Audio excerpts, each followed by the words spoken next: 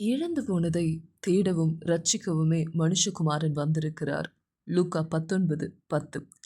ஆண்டவராகிய இயேசு கிறிஸ்து இந்த நாள்லயும் நம்முடைய ஊழியத்தின் மூலமாக ஒரு மிகப்பெரிய சாட்சி உருவாக்கி கொடுத்திருக்கிறார். ஏன்னா இதனுடைய மகிமை எல்லாம் தேவனுக்கே. என்னதான் கிறிஸ்தவ வீட்டில் பிறந்திருந்தாலும், என்னதான் தேவனுக்காக அவர்களுடைய பெற்றோர்கள் வைராக்கியமா இருந்திருந்தாலும், அவர்கள் ஊரில் ஒரு எழுப்புதல் இல்லாத நிமித்தம் ஜெயந்தி என்று சொல்லப்பட்ட நம்முடைய சகோதரி மனநலம் பாதிக்கப்பட்டு இருந்திருக்கிறார்கள். 9th ஸ்டாண்டர்ட் படிக்கும் பொழுதே, அதாவது 9ஆம் வகுப்பு படிக்கும் பொழுதே. கிட்டத்தட்ட ஒரு 20 ஆண்டுகளுக்கு மேலாக அப்படி இருந்த அந்த சகோதரி இந்த ஊழியத்தில் கர்த்தருடைய சத்தத்தினால் நிரப்பப்பட்டு இன்றைக்கு அவங்க என்ன செய்கிறாங்கன்னு அவங்களுடைய சிஸ்டரே சாட்சி சொல்கிறாங்க. அதை கேட்டு கர்த்தரை மகிமைப்படுத்தும்படிக்கு ஜெபராஜ் அங்கிள் ஒரு பாடலை பாடுவார். ஆமேன். கர்த்தருக்கு ஸ்தோத்திரம். என்னோட அக்கா பேர் வந்து ஜெயந்தி. அக்கா வந்து ஒரு 20 வருஷமாக கொஞ்சம் மனநிலை பாதிக்கப்பட்ட மாதிரி அஃபெக்ட் ஆகியிருந்தாங்க. ஸோ நாங்கள் டெய்லி ஜெபிச்சுட்டு தான் இருந்தோம்.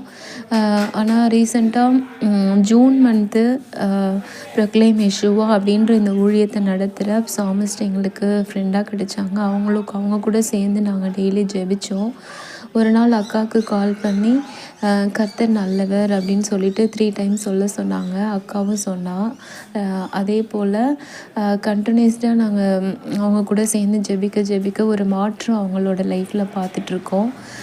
அவங்களோட வேலையை அவங்களே பார்த்துக்கிற அளவுக்கு கொஞ்சம் இம்ப்ரூவ் ஆகியிருக்காங்க.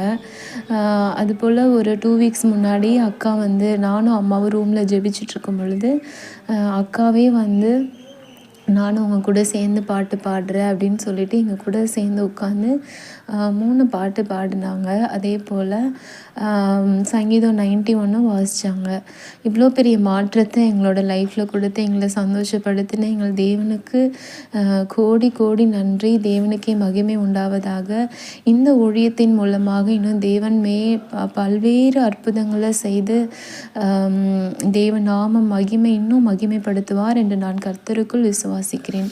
இயேசு கிறிஸ்து நாமத்தில் இந்த சாட்சியை சொல்கிறேன். இயேசு நாமத்தினால இடங்களில் மேய்த்திடுவார், அமர்ந்த தண்ணீரண்டை நடத்திடுவார், ஆத்துமாவை தினம் தேற்றிடுவார், மரண பள்ளத்தாக்கில் காட்டிடுவார்.